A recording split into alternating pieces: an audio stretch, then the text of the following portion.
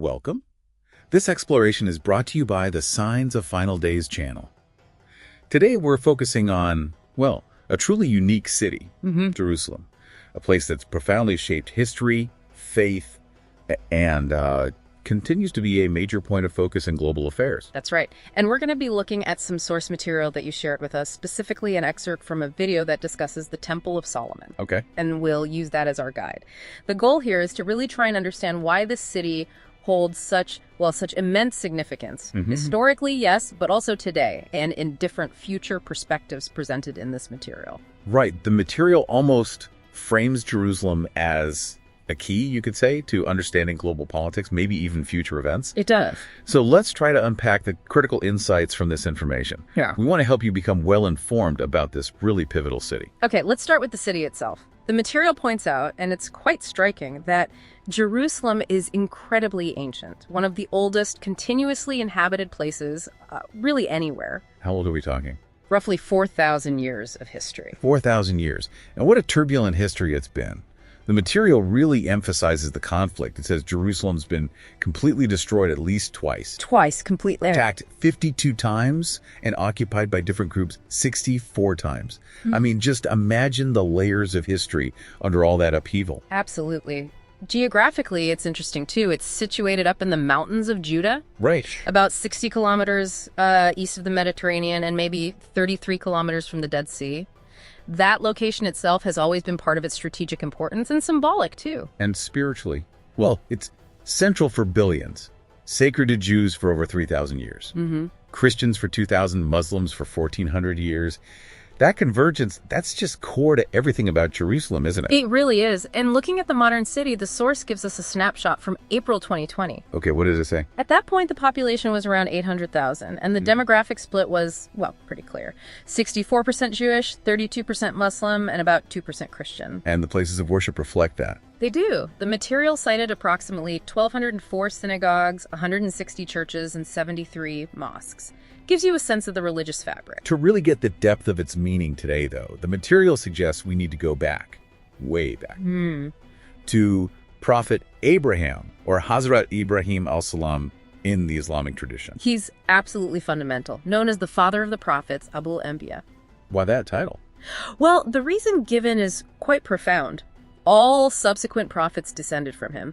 That lineage is why, Muslims often send blessings specifically upon him and his descendants. It's a huge time frame we're looking at. The material notes something like 3,000 years difference between Abraham and Prophet Noah, Hazrat Nuh al-Salam. Yes, a vast span. And Abraham's journey itself is key here. After surviving Nimrod's fire, which is a story in itself. Miraculously, he, along with his nephew, Prophet Lot, Hazrat Lut al-Salam, migrated from Iraq. And the destination, according to the material, was specifically this region, the Holy Land, Arzi Muqaddas. And this wasn't just any migration. No, it was upon God's direct command. And this is where the land itself receives this unique sort of divine status. Exactly. The material states God specifically chose this piece of land out of the whole world and decreed that Abraham's religion, this monotheistic faith, would remain there. It would be rooted there. That leads to a really powerful point the material makes about the future, doesn't it? It does. It suggests that because God designated this place for Abraham's religion, other religions might not sort of ultimately remain there before the end times arrive. So the implication is? The implication from this perspective is that only the true religion, as they see it, will be the final destiny of the Holy Land of Jerusalem. The city itself is seen as destined to be a validation of truth. That's a very significant idea tied right to the beginning. Okay, let's move forward in time a bit. The material mentions a period before King David, right, where much of what we call Palestine today had apparently been lost to the Palestinians at that time. Yes, this brings us to Prophet Samuel, Hazrat Samuel al-Salam. He's getting old, and the Israelites, feeling pressured by enemies, prayed for a king, someone to lead them. And this appointment came from God. By divine command, yes. Samuel appointed a man named Talut, who you might know as Saul from the Bible. He was about 30 years old. Now, was he considered a prophet? It's interesting. The material says most scholars don't consider him a prophet, but some do. And there's a specific reason tied to a major event. Okay, what was that? The sign given for his kingship. It was the return of the Ark of the Covenant, the Tabut Isakina. The Ark? How did it return? The material says it was returned miraculously, brought back by angels. For some scholars, that angelic intervention is why they might consider Talut among the prophets. Wow, returned by angels, that's quite something. What was thought to be inside this ark? What made it so sacred? The material, drawing on sources like the Qasas ul-Anbiya, lists some truly remarkable contents. Like what? The original manuscript of the Torah, the 2 stone tablets given to Moses, Hazrat Musa al-Salam on Mount Sinai. The actual tablets. According to this tradition, yes. Also, the staffs and garments of Moses and his brother Aaron, Hazrat Harun al-Salam, and even a container holding manna and quail. The food from the desert wandering. Exactly. Preserved, the material says, as a reminder for future generations of God's favor during that time. Okay, now David enters the picture. A young David. The material says he joined Talut's army at a really critical point. Yes, a giant from the enemy side challenged the Israelites. A huge figure. And none of the Israelite soldiers dared to face him. But David did. David stepped forward. The material highlights his incredible courage. He faced the giant and killed him. And that act just catapulted him. Instantly. Made him beloved by all the Israelites. Hugely popular. And his rise continued. Talut gave him his daughter in marriage. Right. And after some time, David himself became the ruler of the Israelites. And he wasn't just a king. No, God granted Prophet David both kingship and prophethood, a unique combination. The material points out he's the only prophet besides Adam called a Khalifa, a vicegerent, in the Quran. His name appears quite a bit in the Quran. 16 times, according to the source. So, with David ruling, his focus turned to Jerusalem. He laid the foundations. Yes, he laid the foundation for the city of Jerusalem as a capital and started building a magnificent palace there. And the purpose of this palace was? Primarily, it was intended to house the Ark of the Covenant, to give it a permanent, fitting home. But there's a poignant detail mentioned in the source from Israelite tradition. That David was told this building, this grand temple, wouldn't actually be finished during his lifetime. Right. Construction went on for years, but it was ultimately completed under his son, Solomon. This became known as the Temple of Solomon. Or the First Temple. The First Temple, or Haikali Suleimani, yes. And how long did David rule? David ruled for 40 years over the Israelites. Then came his son, Solomon, Hazrat Suleiman al-Salam. Yes, Prophet Solomon. And his rule, the material notes, had this extraordinary feature: command over animals. That's amazing. He's mentioned 17 times in the Quran. The source includes a verse, a prayer from Solomon from the Quran. Yes, it captures the uniqueness of his kingdom. He prayed, "My Lord, forgive me and grant me a kingdom such as will not belong to anyone after me. Indeed, you are the bestower." Quite a prayer. And he completed the temple? He did. According to the Israelite traditions mentioned in the source, the Temple of Solomon took 7 years to finish. And how long did it stand? They believe it stood for 410 years, a significant period. But sadly, that era of unity, the kingdom, it didn't last after Solomon. No, the material describes how the Israelites began fighting amongst themselves. Internal conflict. Leading to a split. A major split, yes. The kingdom divided into 2. The kingdom of Israel in the north, northern Palestine, and the kingdom of Judah in the south, southern Palestine. And this division led to more conflict. Constant warfare between the 2 kingdoms. Then came outside forces. In the 7th century BCE, the material recounts, Assyrian conquerors came in and destroyed the northern kingdom of Israel. And Judah. A few years later, around 587 BCE, came an even bigger disaster.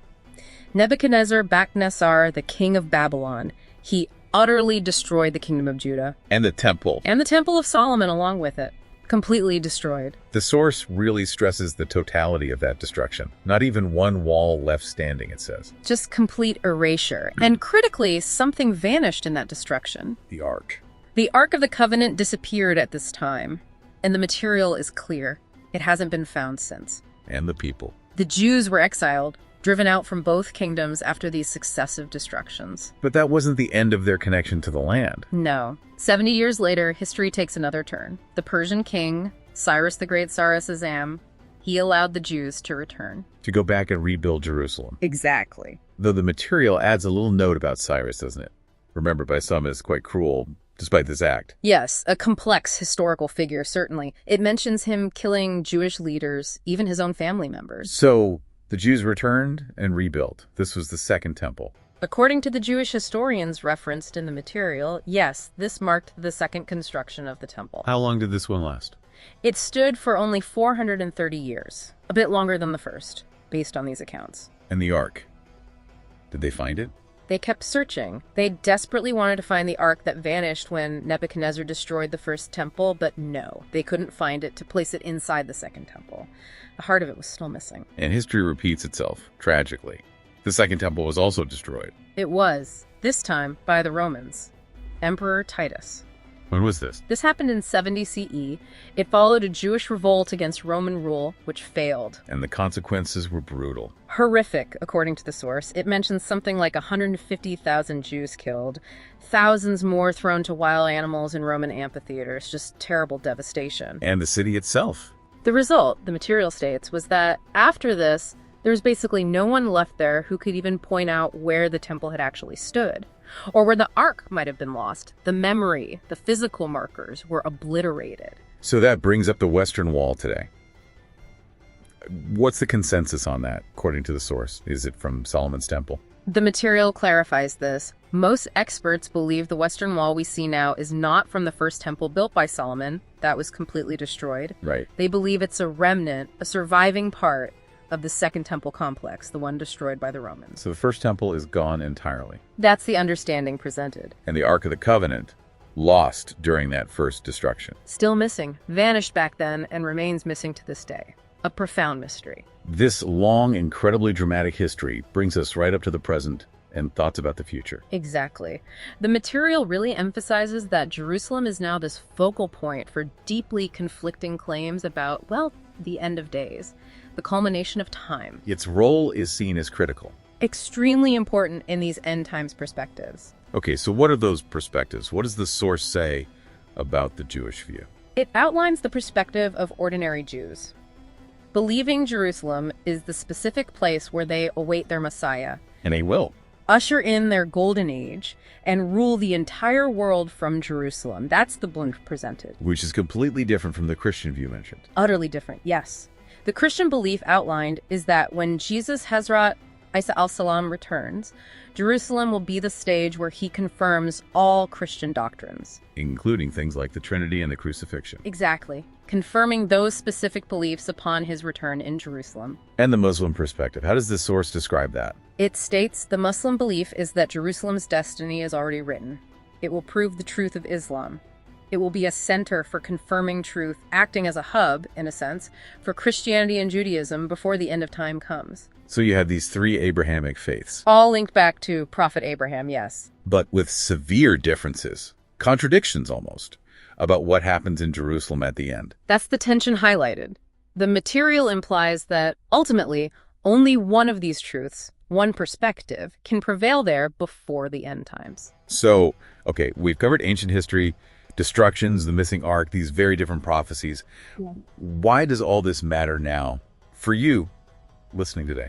The material is quite direct on this point. It states very clearly that if you want to understand global politics today, yes, you need to know Jerusalem deeply. It's essential. It even mentions contemporary politics, like world powers focusing on Jerusalem, finalizing plans, something about a deal of the century. Yes, it brings in that context, reinforcing the idea that without a good understanding of this city, which the source calls a key to the world, it's basically impossible to properly shape or even just comprehend the present or the future. You'll miss things. A lot will remain unclear without this background, without this key. It really clicks when you think about it. Visiting Jerusalem, you see the walls, the layers. The material mentions experts searching for buried buildings from the old city. Hidden by all those destructions. Exactly. But the imagination of what was there, the sheer weight of history, it just comes alive when you're there, or even when you learn about it. Absolutely. Those ancient stones, they hold secrets, don't they? Secrets of destruction, conflicting claims about what's next, and that enduring mystery of the Ark. Given everything it's been through and all the prophecies attached to it, what will this city ultimately witness? It's a powerful question. Thank you for exploring this material with us today. It's certainly a lot to think about. This discussion was brought to you by the Signs of Final Days YouTube channel. If you found this insightful, and we hope you did, please do like this video, share it with others who might find it interesting or important. And please subscribe to the channel for more explorations into significant topics like this one.